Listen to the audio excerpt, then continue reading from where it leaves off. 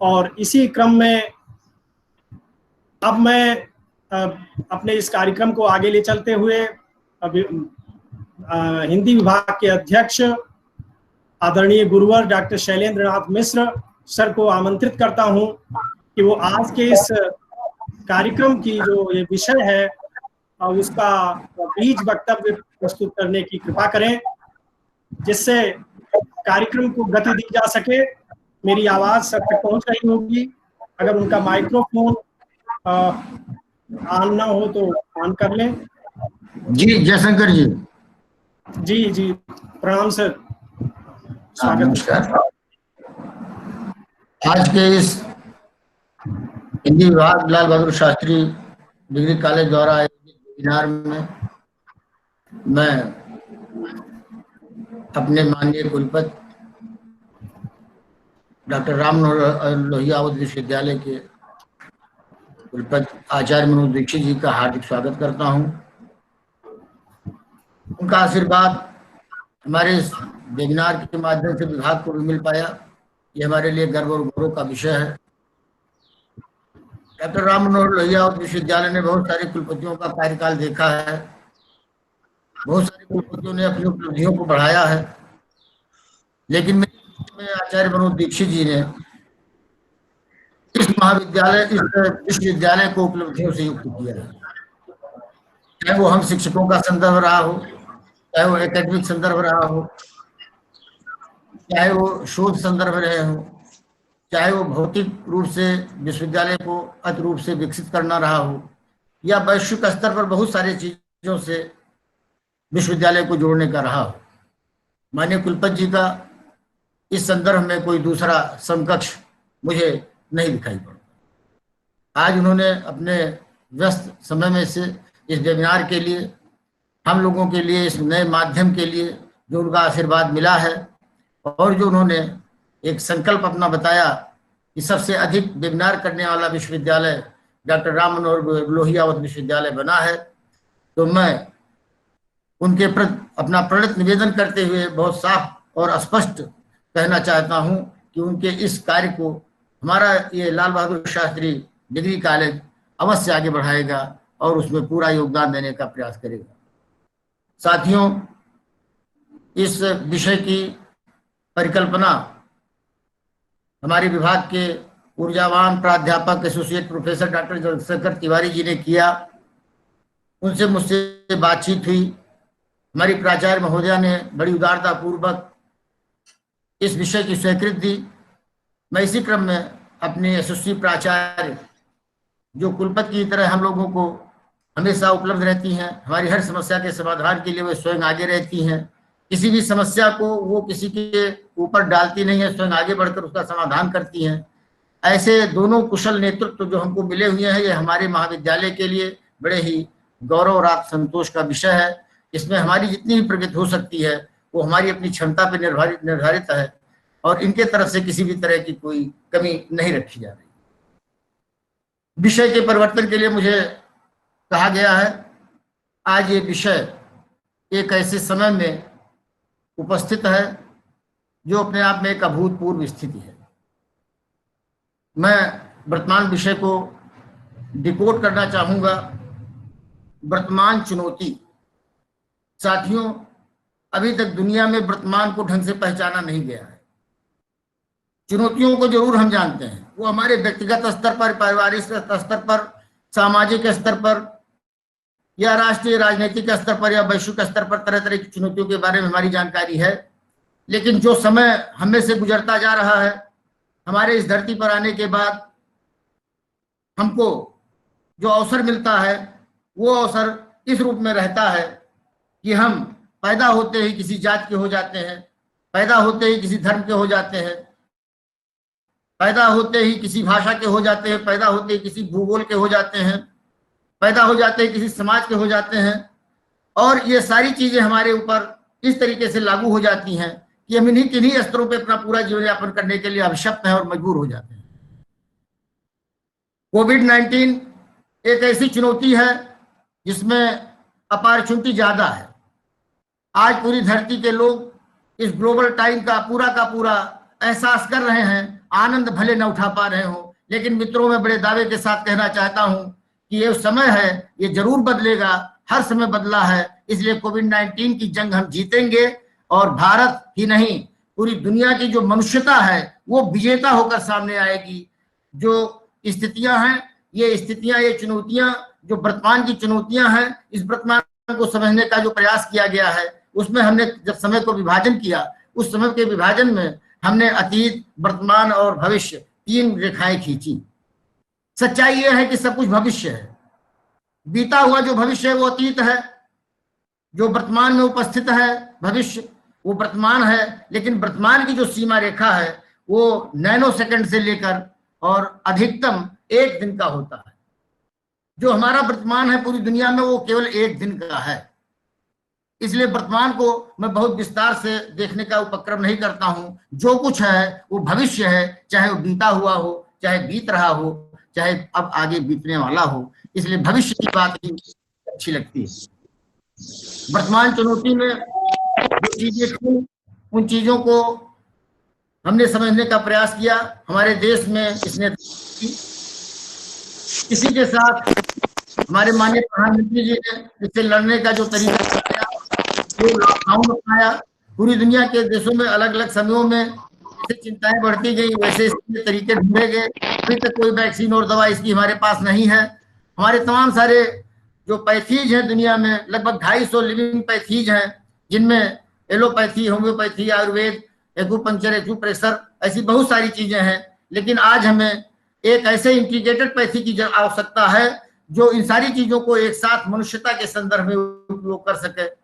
हमारे जो अलग अलग तरह के जो डॉक्टर्स हैं उनको हम एकीकृत कर सकें। और मुझे लगता है, जो मैंने थोड़ा बहुत पढ़ा लिखा है, उसके द्वारा संयुक्त राष्ट्र संघ की एक परिकल्पना यह भी है कि जो है एक समय ऐसा भी आए कि जब हम केवल एक डॉक्टर बनाएं जो सारी पैथी का जानकार हो और मनुष्य के सारे रोगों का जानकार हो, उसी एक डॉक्टर के माध्यम से हमारा इलाज हो सके।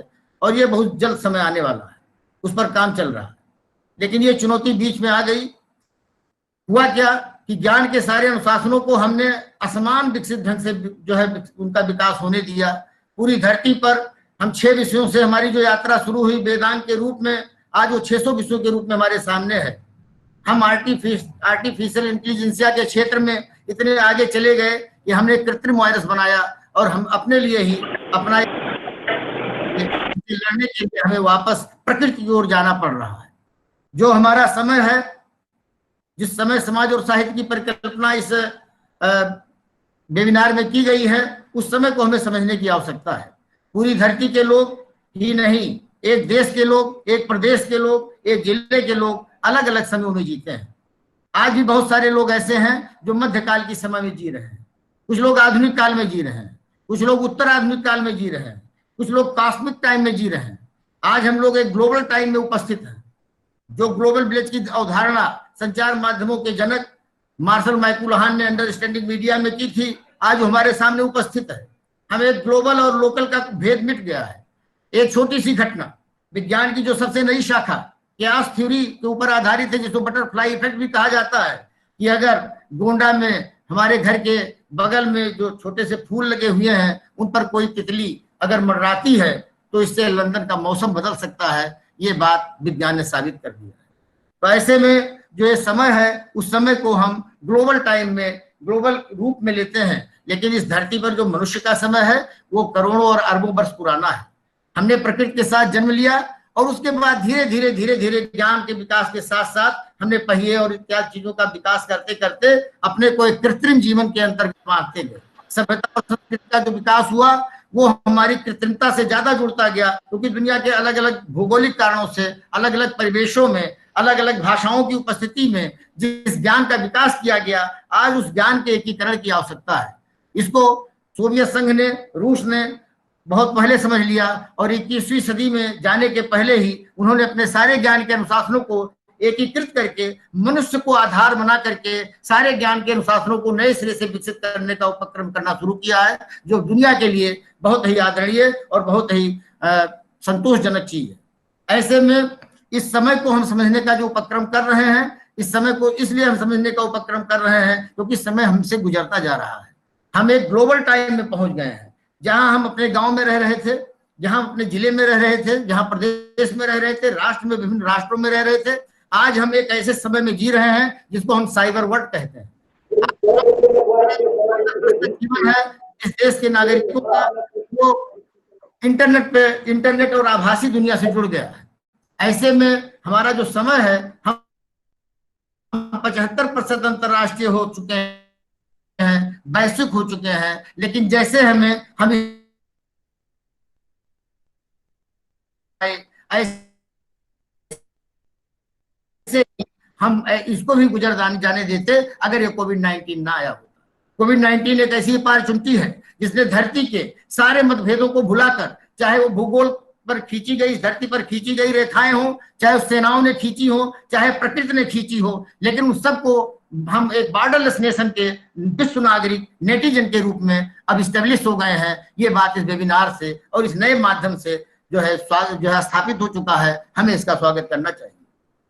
आज इस कोविड-19 के आने के नाते मैं अपने देश का मूल्यांकन करना चाहूंगा कि माननीय प्रधानमंत्री जी ने इसको लागू किया, लॉकडाउन लागू किया, जिससे हम इस बीमारी से बच सकें, अपने घरों में रह करके और क्वारंटाइन रह करके, आइसोलेशन में रह करके अपने इस जंग को जीत सकें।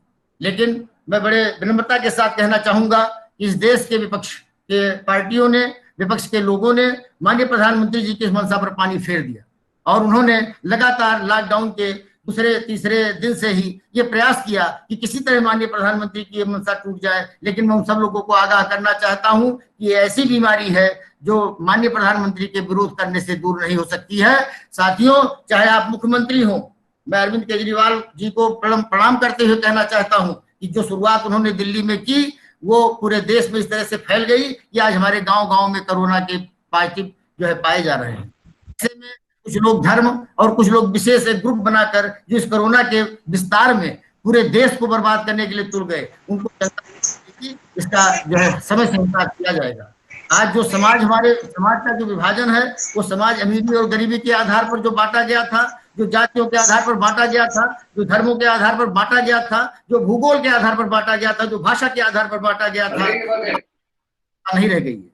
इसी चीज देखना चाहते हैं कि हमारा जो ज्ञान है, जो हमारा अनुशासन है, जो हमें समृद्ध करता है, जो हमें सारी भौतिक सुख सुविधाएं देता है, उसने हमें एक ऐसा कृत्रिम जीवन दिया था। उस कृत्रिम जीवन में हम बंधे हुए थे, हमारी एक निश्चित दिनचर्या हो गई थी। लेकिन जब हम नेटिजन हुए, साइबर वर्ल्ड में आए, तो हमें इस दुनिया से थोड़ा सा अलग हट करके अपना टाइम वहां पर निवेश करना पड़ रहा है। वो निवेश अभी तक किन रूपों में था, वो कितना हमारे लिए पॉजिटिव था, कितना निगेटिव था, ये हम सब जान रहे हैं। इसलिए एक ऐसा अवसर आया है, वो चाहे शिक्षा का हो, चाहे संचार का हो, चाहे हमारा सामान्य जीवन हो, हम वैश्विक हो चुके हैं, इसमें कोई गुंजाइश नहीं रह चुकी है। इसलिए पूरी दुनिया की जो समस्याएं हैं वो हर देश के नागरिक की समस्याएं हैं।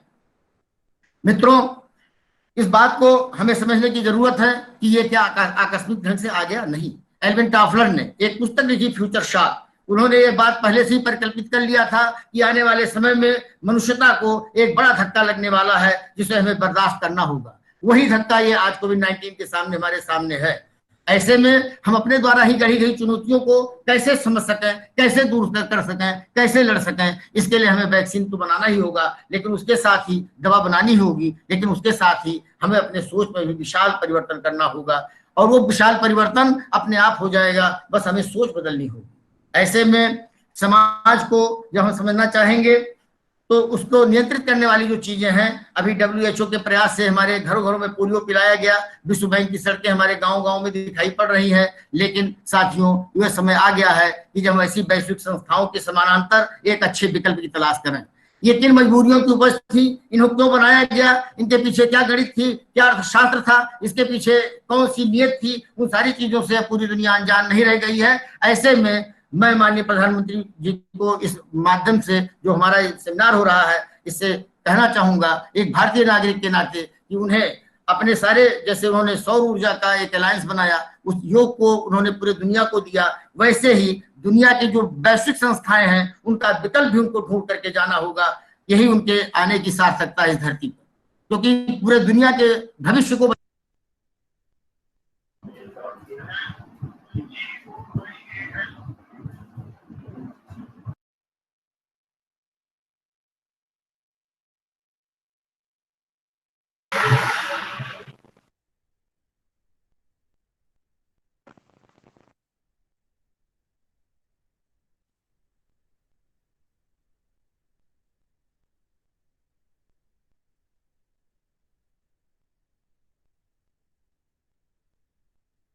जयशंकर जी म्यूट हो।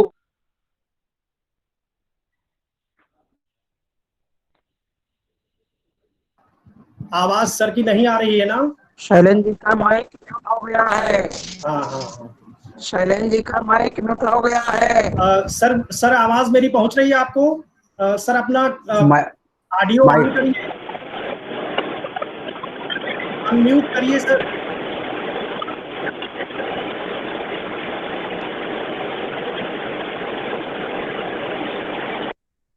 सबसे बड़ी भूमिका है इस वैश्विक परिवर्तन में, जो सबसे बड़ी भूमिका का निर्वाह करती आई है वो साहित्य की संस्था है, वो संस्था साहित्य है। ऐसे में हम समय और समाज के इस विश्लेषण के क्रम में अपने साहित्य की चर्चा जरूर करेंगे, क्योंकि वही हमारा हथियार है। पूरी दुनिया में वाङ्मय को 2 भागों में बांटा गया, शास्त्र और साहित्य। सारे शास्त्र तरह तरह के ज्ञान के द्वारा 600 भागों में विभाजित हो चुके हैं, लेकिन भाषा की जो उन्नत स्थिति है वो हमें साहित्य में दिखाई पड़ती है। ऐसे में साहित्य का जो दायित्व रहा है वो दायित्व समय के अनुसार बदलते रहे हैं। आज जो साहित्य लिखा जा रहा है, मैं स्पष्ट कहना चाहता हूं कि जिस तात्कालिकता को साहित्य के अंतर आत्मा की तरह जो है रचनाकार इस्तेमाल करने के लिए बहुत अग्रसर हैं, उन्हें थोड़ा रुक कर सोचना चाहिए। हमारे साहित्यकारों ने मुक्तिबोध का मैं नाम करना चाहूंगा कि युगीन घटनाक्रम और साहित्य, इस लेख को पढ़ें।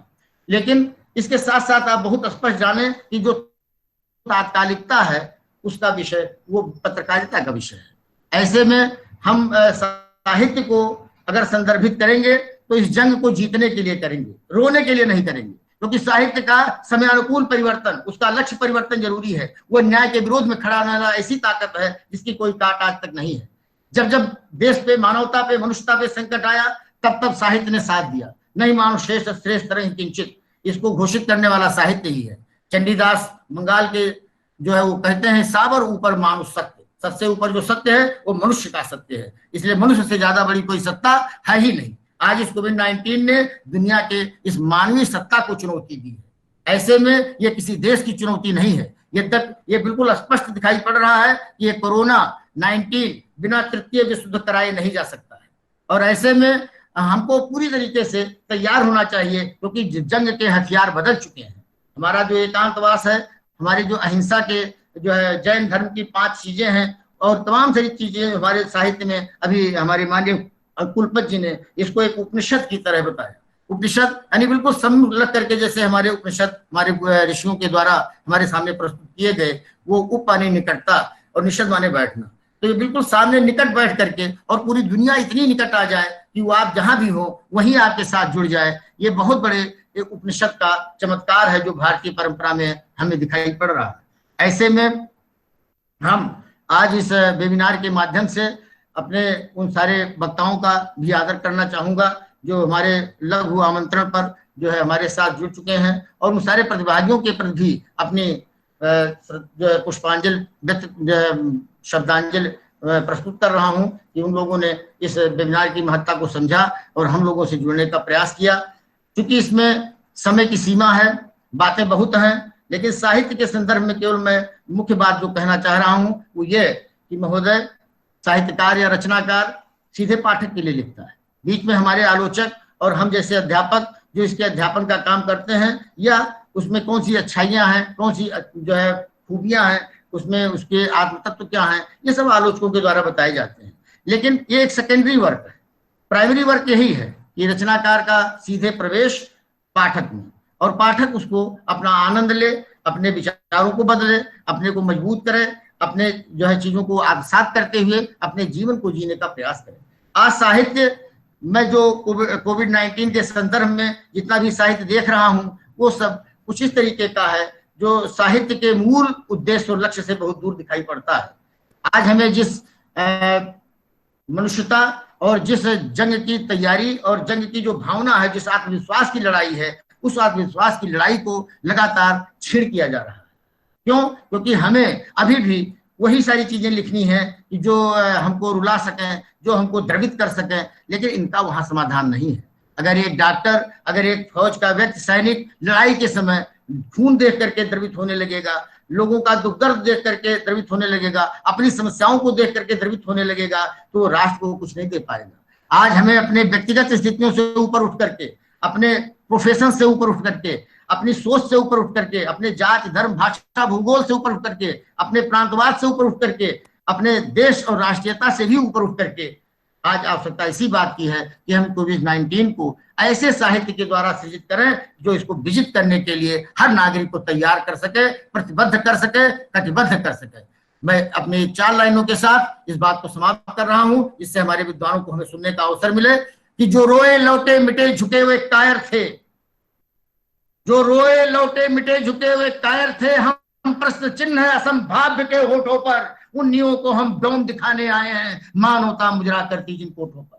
इस कृत्रिम वायरस के जो जनक हैं और जो देश है वो पूरी दुनिया से छुपा नहीं है, इसलिए पूरी दुनिया के नागरिकों का मैं आह्वान करता हूं कि सारे दुनिया के नागरिक, विश्व नागरिक एक हों और इस कोविड-19 की चुनौती का बड़ी दृढ़ता से, बड़ी जो है सघनता से, एकता के साथ इसका जो है मुकाबला करें। हमारी सरकारें अपना निर्णय लेंगी और हम नागरिक के तौर पर उसका परिपूर्णतः पालन करेंगे। इन्हीं शब्दों के साथ मैं आज के इस आयोजक संगोष्ठी के आयोजक डॉक्टर जयशंकर तिवारी जी को जो है पुनः मंच संचालित करने के लिए कह रहा हूं और अपने दोनों पूर्व वक्ताओं को जिनका मुझे आशीर्वाद मिला है आज इस अवसर पर, मैं अपने आदरणीय पूर्वज जी का और अपनी प्राचार्य जी के प्रसादभाव ज्ञापित करता हूं और अपने आने वाले भावी वक्ताओं के अपना शुभकामना व्यक्त करता हूं कि उनके आशीर्वचन और उनके हमारा वेबिनार समृद्ध होगा। इन्हीं शब्दों के साथ जयशंकर तिवारी जी आप अपना कार्यक्रम अग्रसर करें। धन्यवाद। धन्यवाद आदरणीय गुरुवर, हिंदी विभागाध्यक्ष। आपके वक्तव्य का आनंद सभी जो जुड़े हुए प्रतिभागीगण हैं वो ले रहे थे और हमें ये भी चालू करके देखने में आस्वाद जो आपके वक्तव्य का आस्वाद है ये हमें मिलता रहता है। ये हम इस मामले में अपने को सौभाग्यशाली समझते हैं। एक विस्तृत फलक पर इस विषय को आपने प्रस्तुत किया है और इसके लिए हम आपके आभारी हैं।